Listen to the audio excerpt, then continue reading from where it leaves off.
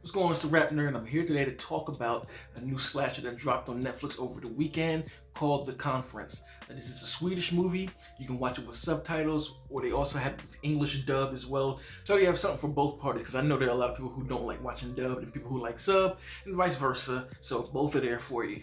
Now, I wasn't going to even talk about this movie at first, but it stayed on my mind since I saw it because it just was a fun ass slasher. So the story is about this company that bought this land in a location I can't remember, but they bought this land in order to build like a mall out there. And what it ended up doing is it's kind of like a version of gentrification. So they're kicking everybody out who lives on this land because there's no room for them once they build the mall. And some of the CEOs of this company go to this land for like a little vacation / retreat and a conference about what they're gonna build.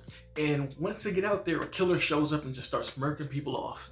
That premise really caught my attention because, you know, I've seen things like resorts and ski trips, mountain trips and all of that, cabin trips. But this one is something that's familiar, but puts a little spin on it because it kind of is the same thing, but it's just with a bunch of co-workers. So you already know when it comes to people you work with, there are certain levels of attitudes and bullshit that people do with one another because it's like, we're not really friends. We're just here to make this work. And you can see that character dynamic through all of the characters.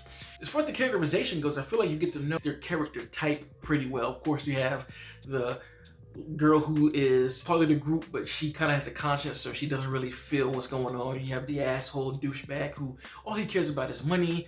You have the person who kind of works by the book, and then you have another character that is playing hostess to the whole thing. She kind of had a hand in all of the activities they do. So everything is there and what you would expect from a work group. And that's really what makes this movie very interesting. But also what makes it interesting and why it even caught me from the first place is the killer's design. Like when I clicked on Netflix, I saw this weird looking head that looked like something from a baby doll or something, and come to find out that mascot is for a retail store that's going to be brought into this mall. And the killer shows up and puts that mask on, and it just makes everything different. It's a goofy looking mask, but the shit that he's doing is not goofy at all. And as the movie goes on and the kills continue, you start to see blood splatter get on the mask. He gets kind of disheveled and dirty and beat up, and it just looks even more haunting. The thing about this killer is he does not play. There is literally no holds bar here at all. He uses every weapon you can think of. He's almost like the Jackie Chan of slashers in a sense, kind of in the same way that Art the Clown is. It's not as graphic as Art because, you know, the Terrifier series really takes it there, but anything is at this person's disposal. Whatever's around, if they catch your ass, they're gonna use that to kill you, and it works in mad different ways you don't expect or see coming. And the killer here is relentless. Not only is the killer going after people, but they've set booby traps all around this little land. So there are moments when you think characters are getting away, but it's really just a trap that the killer set. It makes for a really, really fun cat and mouse horror film.